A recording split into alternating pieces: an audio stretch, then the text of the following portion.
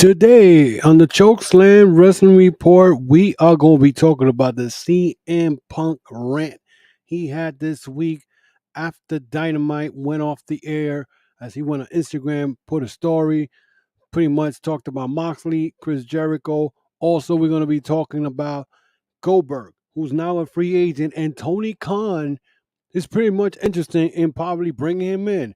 We're also going to be talking New Japan Wrestling World, the Cup. And we're going to be talking a little bit of WWE. We're going to have that and much more on the Chokeslam Wrestling Report. Let's get it.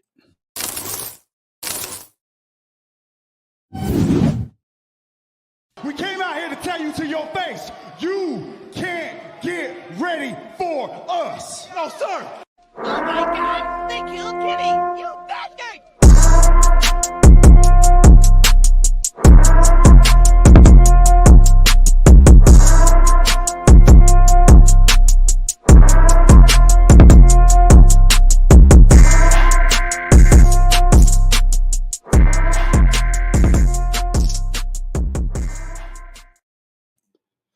And here we are. Welcome to another episode of the Chokeslam Wrestling Report. I am your host, the infamous Ultimate One, and we are live on YouTube and we are live on Facebook. So we are live.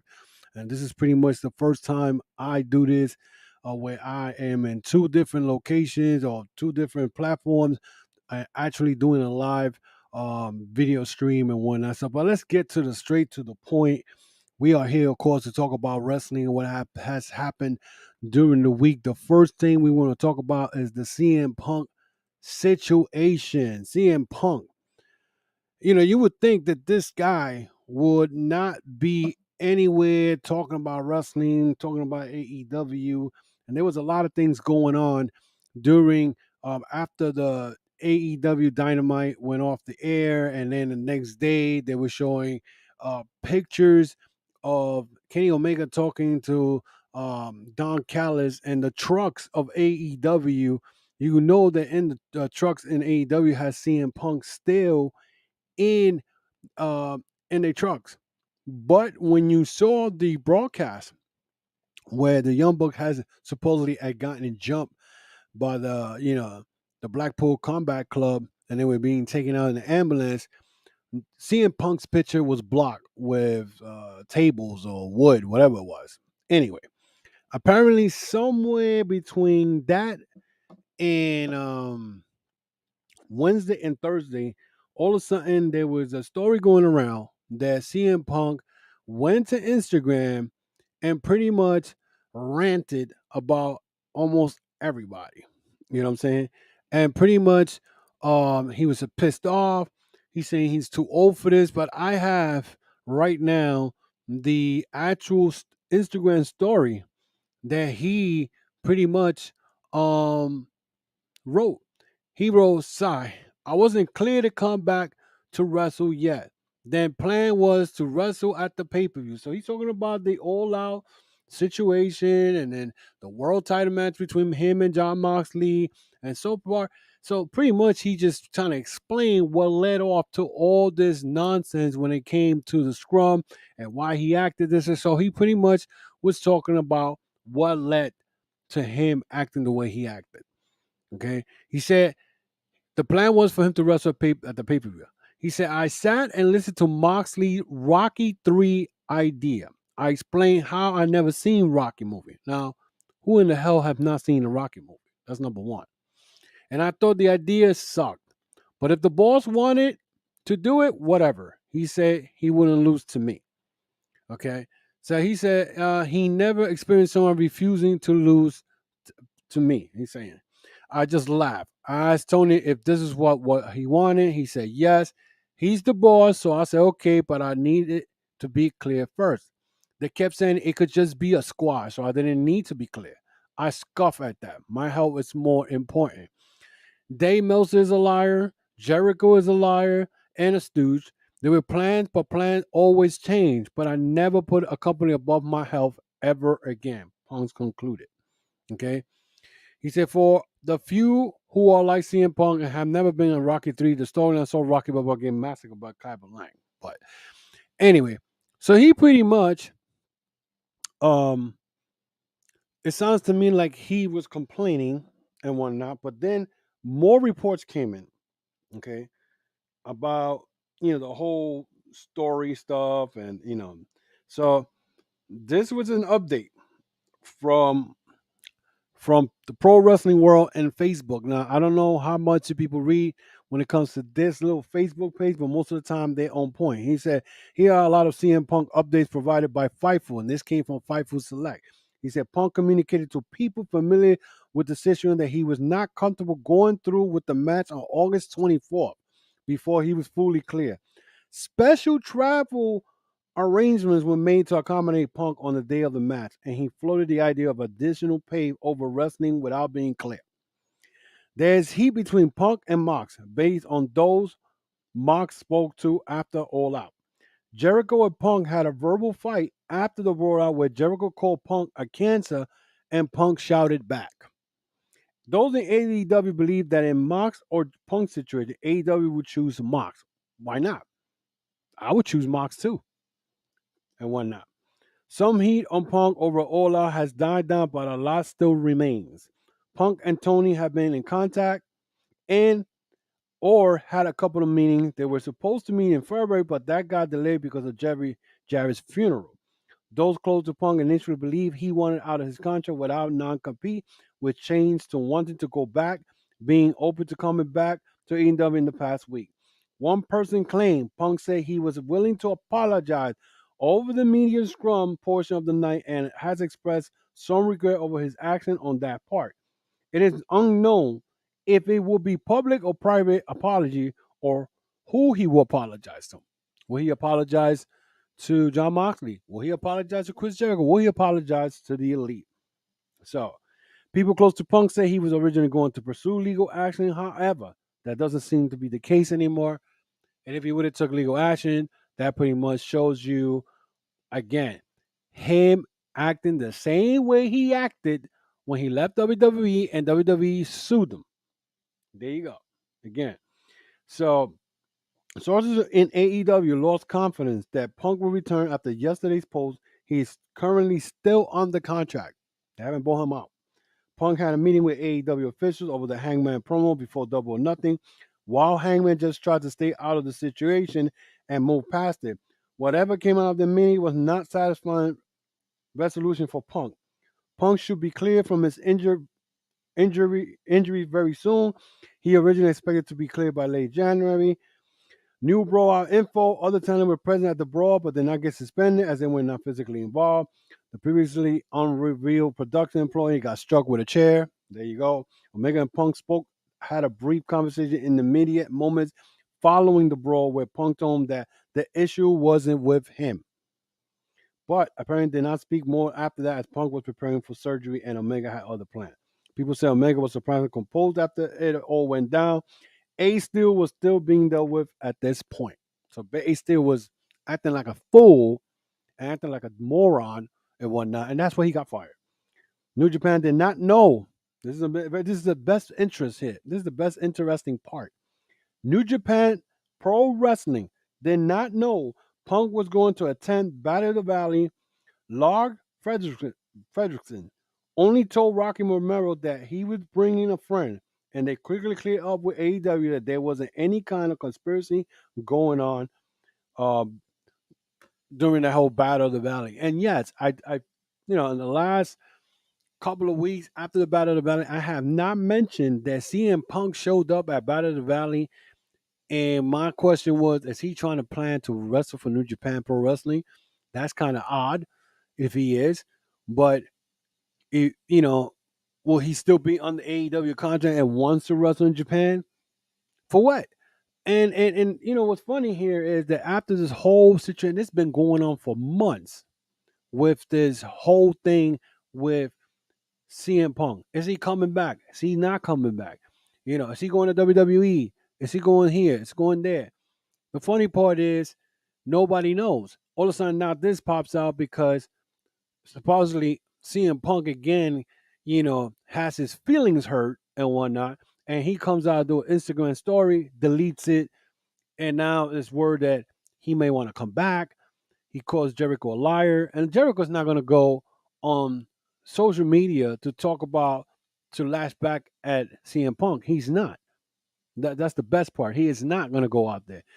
And funny because I always take shot at Booker T with his little podcast, but Booker T made a good point when on his Hall of Fame podcast he said, "Why did CM Punk needed to get an Instagram or go on Instagram or Twitter and talk about what's happening behind the scenes in a professional wrestling scenario?" He's giving all the stuff that's going on behind, everywhere. Hey, what's up, Mike? Thanks for supporting the podcast, buddy. That's my man. He's the one who told me about the Ruby Soho situation. That he knew that she was going to turn heel. He's on point. That's my man right there. We know each other for many, many years. But getting back to what Booker T said, why would you talk about what's going on behind the scene? And it goes to show you that I believe personally, I feel that, back in 2014 when CM Punk walked out of WWE and all that, he's been a cancer. A lot of people don't like to hear me say that, but he is a cancer. The only difference was that back then he was hiding it, and then to top it off, he got fired on his wedding day. So that part, I understand. It will make WWE look like the enemy, but he was already a problem already backstage. He was complaining that he wasn't getting a WrestleMania main event. He should have got a main event with him and Undertaker. And I believe he should have because, I mean, he was WWE World Champion. He had the belt for almost 130 something days or whatever it was. He defended most of the time, more than Roman Reigns does. And I'm not trying to take a shot at Roman Reigns. I mean, even though Roman Reigns' storyline is like one of the best storylines in WWE history right now.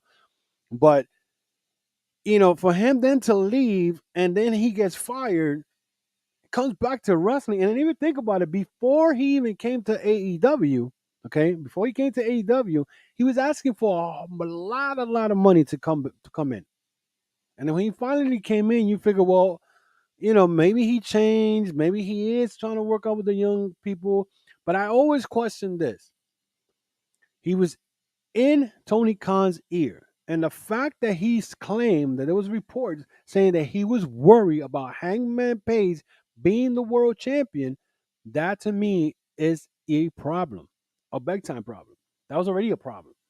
So when Hangman Page dropped the belt to him, you know what I'm saying? And even if he brought up the thing with the Cole Cabana situation, whatever, the bottom line is, you know, CM Punk didn't make it any better. When he broke his foot, he came back and he came out looking for war or start a whole bullcrap in AEW. He took shots at Hangman Page in his hometown, knowing that Hangman Page was not going to come out and whatnot. And then now this report about him not wanting to do the Rocky 3 thing, whatever. And you're taking a shot at the man, John Moxley, who is one of the best wrestlers AEW has had, a former world champion, the guy who has the belt about 3 times already, who carried AEW while CM Punk was injured.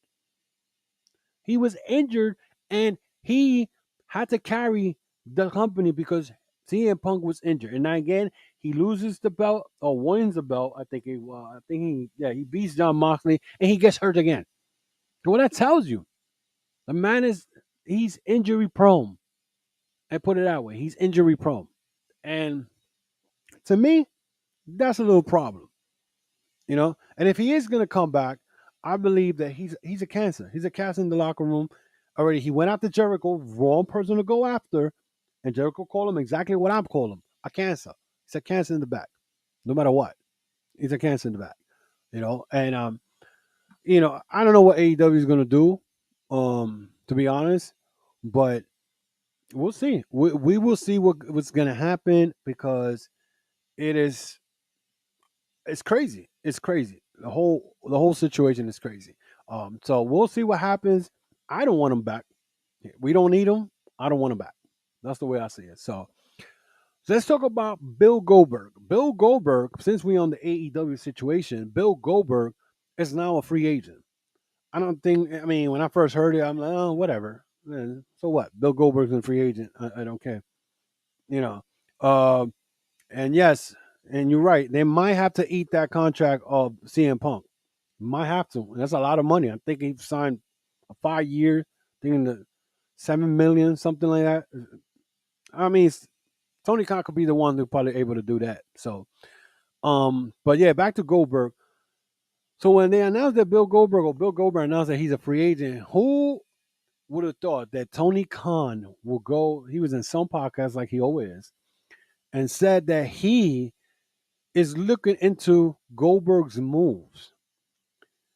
And me personally, the fact, I was a big Bill Goldberg fan. I'm not gonna lie to you in WCW. I mean, even though he had like three moves, I used to be hyped when he used to come out, and he was the type of guy that will hype the crowd, will get me hyped, whatever. But after a while, when he came back in WWE, uh, the last time when he started feuding with Brock Lesnar, I saw his pattern. His pattern was to be this guy who's gonna beat everybody. I mean, when he beat Brock Lesnar in less than a minute and change, um, I was surprised. I was like, wow, and it was one of the things that I could say that it was shocking. It was shocking TV. But then I started seeing the pattern that he was doing in WWE. Then he beat Kevin Owens for the Universal title. And of course, WWE, I guess they probably figure like, oh, we'll make him champion, then we'll give the belt to Brock Lesnar. They made Goldberg a transition champion. Goldberg did not give a rat's ass about the business because Kevin Owens was a hot heel. He was a great Universal champion. I think he was the second Universal champion, if I'm correct. And you had him lose to Bill Goldberg in 3 minutes on a spear. And Goldberg went on to do the same thing to Bray Wyatt. He beat Bray Wyatt in 3 minutes. I believe he was also for the Universal Championship. I'm correct. Um, so it goes to show you that Bill Goldberg is, how they say that. And I was talking to my boy Jay Santee from the Turnbuckle Tabloid, and he calls Bray Wyatt gimmick killer. Well, Bill Goldberg could take that title of gimmick killer because he killed Bray Wyatt's career after that loss. Because Bray Wyatt was never the same after he lost to Goldberg. He was never the same. And thank God they didn't do this to what's his name? To the Undertaker. He nearly killed the Undertaker. But that goes to show you, Bill Goldberg is not in. What is he coming back for? His match against Drew McIntyre was garbage. 3 minutes of garbage. He wrestled Bobby Lashley, which it was nonsense. And what did he do? I mean, what is he back? If he comes to AEW, please tell me, Tony, Mr. Tony Khan, that you're not bringing him to do what? And I don't want to hear people say, "Oh, but Sting is there, and Sting is sick." Sting could still wrestle. Sting still gets popped. You know what I'm saying? Sting could go anywhere and pretty much, how to say that, and get some type of pop, get people over. Bill Goldberg's not gonna get nobody over. The guy don't like the wrestling business. He never did back then. He never does now. It's all about the money. And Tony Khan cannot bring this man in. For what? What are you bringing him in? And if you do bring him in, then that really lets me to believe that this is another. He's trying to be having another WCW. When you got guys like Adam Cole in there that you need to push. I mean, it's bad enough right now. Brian Cage is about to leave, and he might go to WWE. Jericho's trying to get him to stay with, AEW and be on the Ring of Honor side. You know, um, it's I don't understand it. I really don't understand why will you even do this, even think about this. Bill Goldberg is done. The guy's like 58 years old. If you're gonna do that, might as well bring Ric Flair back and have another horrible match he had last year. It makes no sense. It makes no sense. Bring him back for what? He's not gonna bring you fans. He's not a needle mover. The guy's 58 years old. All he's gonna do is what? Spear and then sledgehammer, whatever they call it, his last finishing move. He don't got nothing else. Guy's garbage. I don't understand it. I really don't understand it. Another topic I want to get in real quick, and it's the topic that's been kind of hot as of late, and it's wrestling fans, toxic wrestling fans, following wrestlers, especially WWE wrestlers, so they could go and sign their little, merchandise and all that stuff. It happened to Rey Mysterio I think a couple of weeks ago, about a month ago, where they were following him. And Mysterio was just without his mask, just trying to, go on to his business. And all of a sudden, you have people pretty much all in his face for him to sign boxes and memorabilia and all that. These are the same characters that, like stalkers and whatnot. And so they could get their little, memorabilia and sell them on eBay to make money, because these guys don't work. They probably don't got a real job. You know what I'm saying? They did it to Liv Morgan, I think, a couple of weeks ago. Liv Morgan was nice enough to sign a lot of the memorabilia from the people that were following her. But of course, there's always going to be one that these toxic wrestling fans are going to run into, and that was Rhea Ripley. Rhea Ripley was tight. She was tight. And she said she was put off by fans following her at the airport. And she put a tweet the other day. She put, "People need to respect that no means no at airports. Do not follow me outside. Today has put me off completely. I will not sign anything that isn't a personal photo of us anymore. Hate me? I don't care. Disagree with me? Try putting yourself in our shoes for one bloody day." And there you go. You know what I'm saying? These people have nothing better to do than to just try to get wrestling wrestlers to go and sign their little memorabilia and their little, action figures, so they could go and take it to their little eBay account and sell them, which is kind of crazy, you know. I mean, to me, honestly, this wrestling community and the IWC has become so toxic. It has become to the point where to me, nothing surprises me anymore. I've been watching wrestling for close to 40 something years. Okay. I go to a lot of these wrestling events. And I go, especially sometimes I go to Madison Square Garden, or, especially WWE fans, whatever. And some of the stuff that come out of their mouth, it's just like, I don't know who's worse, comic book fans or wrestling fans, you know? And that's not to knock the you know, um, knock the people who like comic books, but sometimes it can get crazy. And sometimes I look at this and I'm like, why would you follow a wrestler? Haven't you guys learned from Sonya Deville's situation with the guy follow the girls? I think he was trying to get in and he got locked up for it. She got in trouble not long ago, I think last month, because she was carrying a concealed weapon, but it was because of what happened of the stalker. And wrestling fans don't understand. Yo, these wrestlers have their own life. You shouldn't be stalking them in the airport. Are you crazy? You know what I'm saying?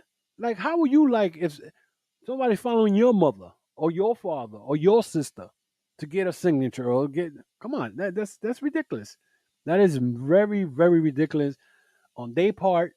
I don't understand it. Sometimes I really don't understand the wrestling community. It's scary. It's scary. Let's talk about New Japan Pro Wrestling. Yes, New Japan Pro Wrestling.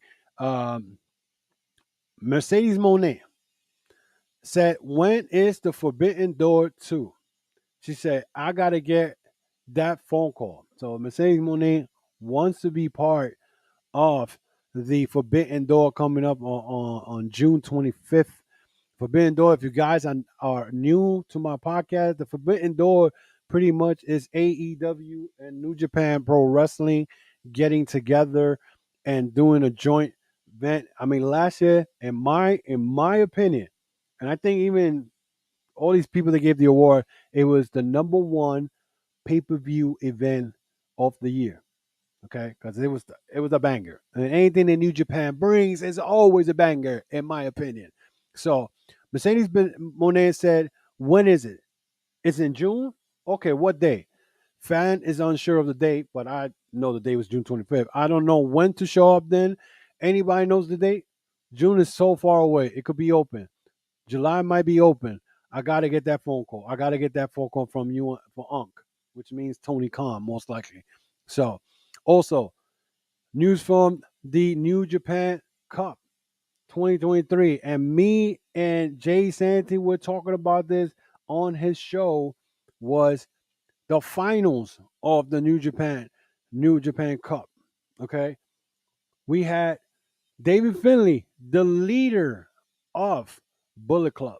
Yes, he's the new leader of Bullet Club. Just in case you people keep saying that Jay White's going to end up going to AEW, he's going to create his own Bullet Club. And if it happens, it may be a Civil War type thing and whatnot. But anyway, David Finlay, Z, he is um, the leader of Bullet Club. I lost my thought there for a minute. Then you got Sanada. Now, Sanada, who was part of the LIJ, Los Ingobernables de Japón, left the group and went to be part of another group called the Just Four Guys. Now with him, it's just five guys. It includes Taishi, includes Dookie, it includes Makabe. No, I'm sorry, not Makabe. Taka Mishinoko and oh my God, what's the other guy? He used to be part of Team One with Desperado. Anyway, he's now part of that. He's no longer blonde. He cut all his hair off, short hair, black hair now. So him and David Finlay were in the finals, and I remember telling Jay, I don't know who's gonna win because now you got the leader of Bullet Club and whatnot, who just became the leader of Bullet Club with the guy who just joined another group, the Just Five Guys, Sanada, and I think it's time for Sanada to actually be a big star. And sure enough, Sanada ended up beating David Finlay for the New Japan Cup, and now he is the number one contender for Okada's IWGP Championship. So that shocked me. I thought they were going to give it to David Finlay, push him a little faster. I guess Sanada is ready to move up to that World Championship status because again, Jay White left. You got Ibushi who left. So who knows? Robbie Eagle and whatnot joined TMDK. You know what I'm saying? And he challenged Hiromu Takahashi for the IWGP Junior title and whatnot. We also, like I said, they are Sakura Genesis is coming up on April 8th and whatnot. But the road to Sakura Genesis starts off April 2nd. You have the King of Pro Wrestling Championship Ultimate Triad match. I don't know what that is, but it's going to be Shingo Takagi versus Aaron Hanari, who is part of the United Empire. Then the next day is you're going to have the Never Six-Man Tag Team Championship, Ren Narita, Minoru Suzuki, and Ed Desperado versus Evo Show, Yohiro Takahashi, the House of Torture. So that's going to be cool. Then they announced 4 title bouts announced for New Japan Sakura Genesis. They had the IWGP World Heavyweight Champion Kazuchika Okada versus Sanada. Then you had the IWGP Junior Heavyweight Championship Hiromu Takahashi versus Robbie Eagle. I just mentioned that. Then we're going to have the IWGP Tag Team Champions Bishamon versus Yoshihashi and Hiroki Goto versus Aussie Open, Mark Davis and Kyle Fletcher. Then you're going to have the New Japan World Television Championship match, which is Zack Jr. versus Shota Umino. And I guess they're also going to have an opening match, which will be David Finlay, Kenta, El Fantasmo versus Tamatanga, Hikuleo, and Master Wato. Now, it's funny that I just said the last match. David Finlay and the Phantasmo has been having problems already in Bullet Club. So I don't know where's that leading to, but already David Finlay is having issues with El Phantasmo. But one particular match I'm very interesting is at the IWGP Tag Team Championship, Bishamon versus Aussie Open. It is time, and I'm gonna say this right now. It is time for Aussie Open to become world champions. It is time. It's time for them to, pretty much um do what they have to do and they become world champion. Aussie Open is a good tag team. The thing that I hate the most is how AEW treats them. And these are, of course, Will Osprey boys. They're part of the United Empire and whatnot. And when they get treated, they get eliminated from two tag team battle royals.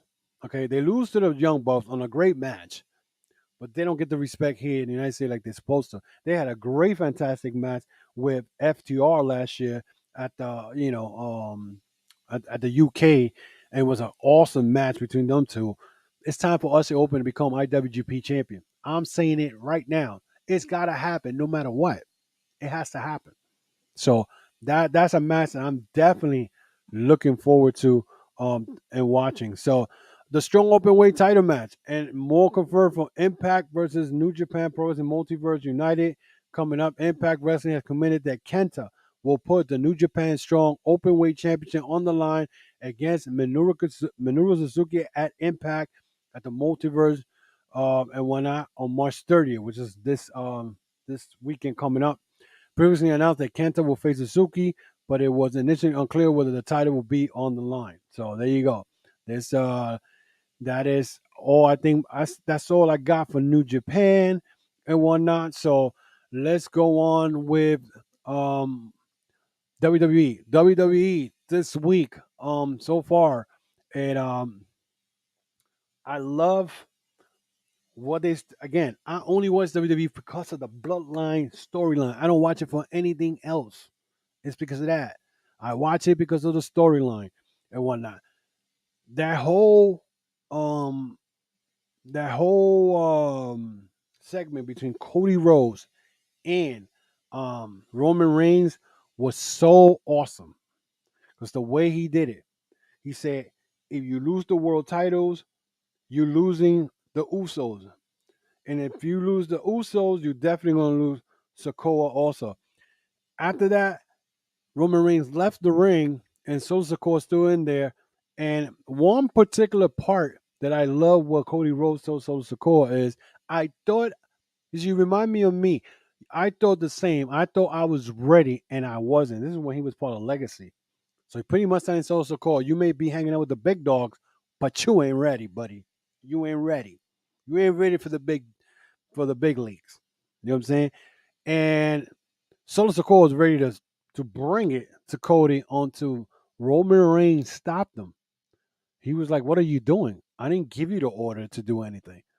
And there he goes. That is the piece of the puzzle which I feel and people and you know what? I don't argue with fans in there because everybody's talking about Roman Reigns not losing the title because Cody Rhodes has not.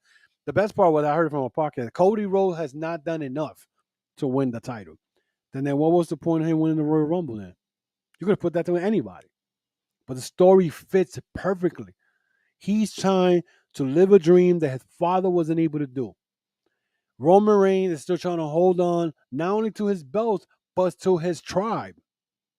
Okay? But people want Cody Rhodes to lose. So he could become 1,000 days. Actually, they want Cody Rhodes to lose to Roman Reigns. So Roman Reigns could be 1,000 days champion. He still ain't going to beat Bruno Sammartino's record anyway. So it doesn't matter. It doesn't matter. You know what I'm saying? But at the end of the day, Roman Reigns taking a break. He's been almost 3 years champion. Okay, and the Usos are losing the belts also to Kevin Owens and Sami Zayn after the attack that happened to them on last night at SmackDown.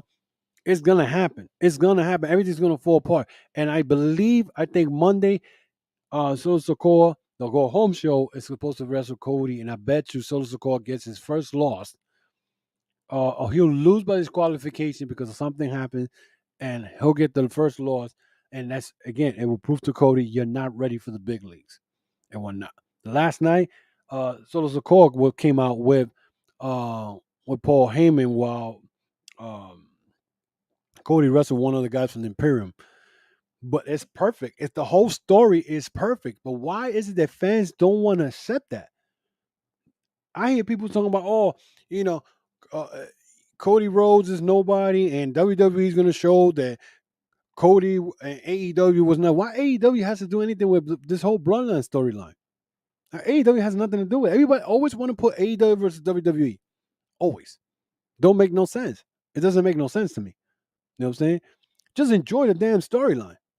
I mean, it's one of the best storyline there is. So, like I said, it's you got a week left for the storyline because after WrestleMania, it's over. No more 2 million views unless you go and upgrade it some way or whatever. And last night Kevin Owens said something to Sami Zayn when he said that Sami Zayn was the MVP the last 12 months, and it's true. Sami Zayn, the way he's been treated in WWE, he been the MVP of the WWE and whatnot. So that whole bloodline storyline, that's the only thing going on. Maybe the Rey Mysterio versus Dominic. We all know Mysterio is going to end up beating Dominic as the whole night. But other than that, there's nothing else. The Charlotte promo she did last night. She tried to be heel. What is she? She heel or babyface? What the hell? You know what I'm saying? Nobody cares. She talks so much crap, and nobody cares. 14 times, and none of your title rings have ever been memorable. Simple as that. You know. It's crazy.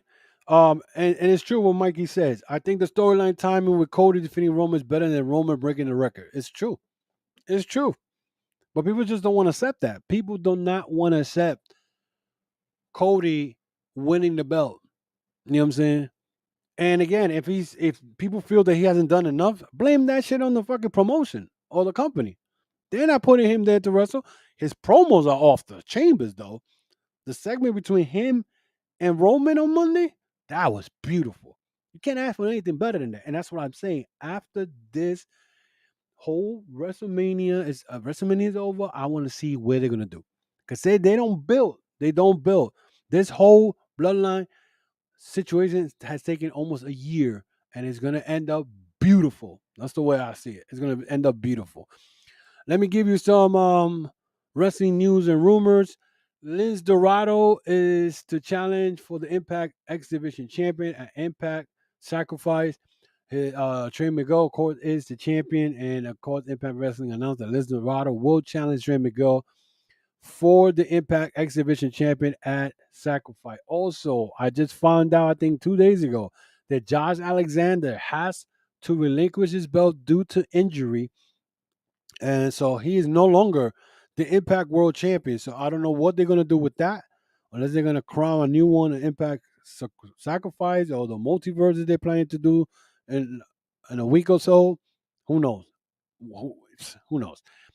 Also, one of the most funniest thing I read this week was the Andy Kaufman to be inducted into the Hall of Fame of class 2023. And the first thing I said, why? This man has been dead for years. For years.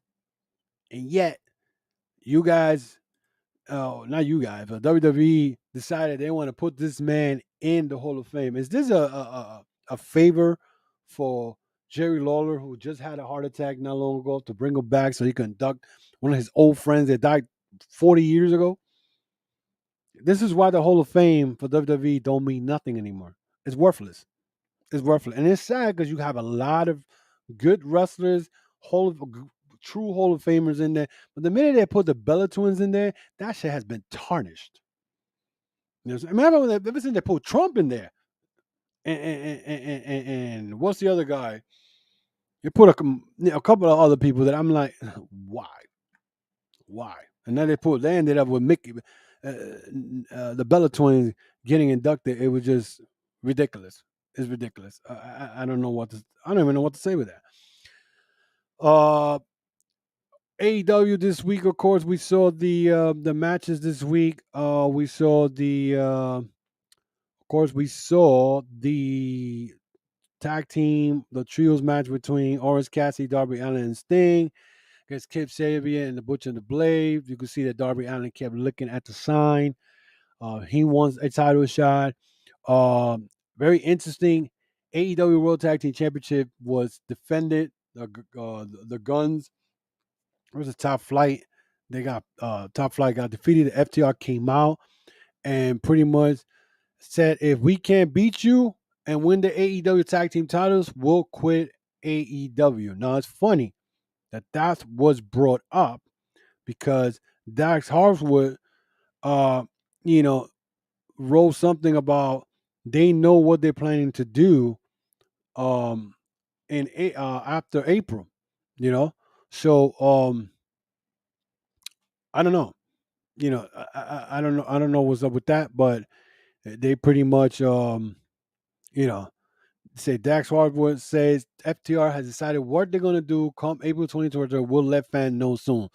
He said just got off the phone with Cash. We decided that we're going to come April to do what we're going to do come April. That's what he meant. I'm all over the place.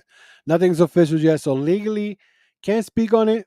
But in the next couple of weeks, we'll let all our fans know we owe it to y'all for the opportunities we have in front of us. Love you and whatnot.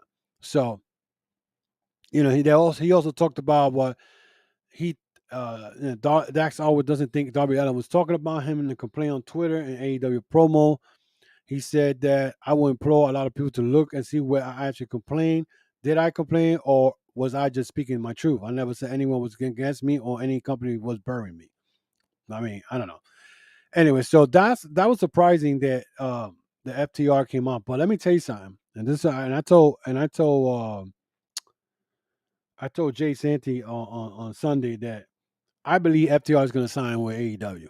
They're still going to sign. I don't see them going to WWE for the fact that there was a article where you know Dax Harwood and them said Triple H was a fan of FTR's talent, but he didn't want to build the company around them when they were there. He said, he will look out more for Ciampa and Gargano. They go all out for FTR. So they goes to show you right there that they're not coming to WWE. Did they go to NWA? And I'll say why. NWA is nothing anymore. So, um, and they talked about also was done to them at the 5 years ago at the Raw 25 and whatnot. Nia Jax says she would consider going to AEW. No, stay home. And if she does come, then she'll probably be part of that whole, uh, that whole Ruby Soho, Saraya, and Tony Storm, the outsiders. She could be if she's brought in, she's gonna be brought in as a someone who probably is gonna be like the muscle of the group. So that's when you could bring in Jay Carhill, who could be the muscle of the group, or Nyla Rose. Anything can happen with that. I mean, they're trying to do this NWO type thing, but we'll see about that.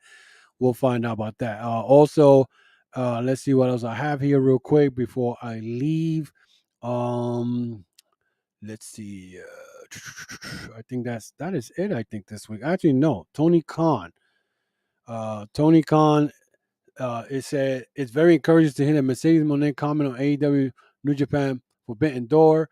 He says very encouraging things to hear, and I have so much respect for Mercedes. She's such a great pro wrestler, and certainly one of the best in the world. Any wrestling company in the world, including AEW, is very fortunate to have Mercedes. Currently, she's the world champion for our partner New Japan Pro Wrestling.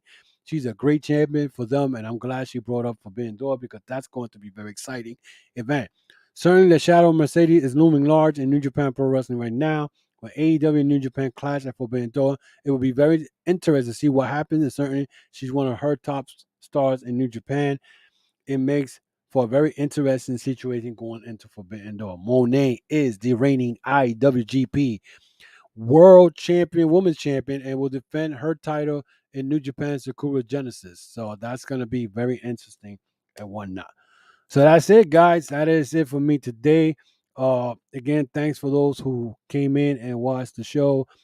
Again, if you look at my little ticker going by, you can check out my wrestling store or my podcast store, TCWR dot veryimpressive.com. That's TCWR dot veryimpressive.com. If you guys want to check out the the store, I got hats, I got t-shirts, I got hoodies, I got everything. Also, you can follow me everywhere now, because now what I'm gonna do is this show, I also gonna put it on the audio podcast. So if you don't get a chance to go on YouTube, you can check it out on your spare time.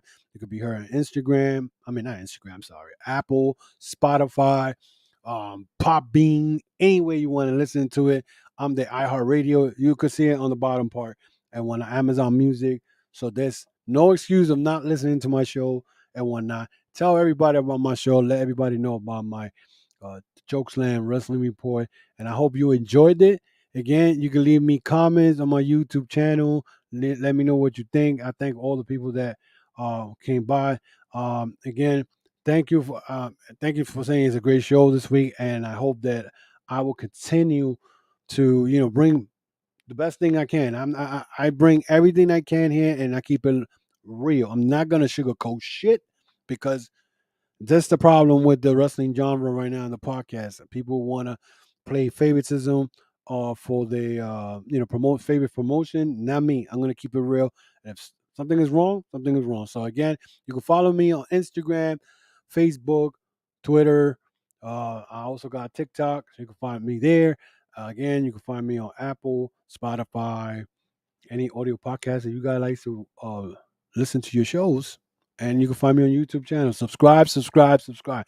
That is the biggest favor I ask. Just tell your friends, subscribe, and I will appreciate it. And thanks to God, thanks a lot for listening to the show or watching the show. And I will see you guys next week with more Chokeslam Wrestling Report.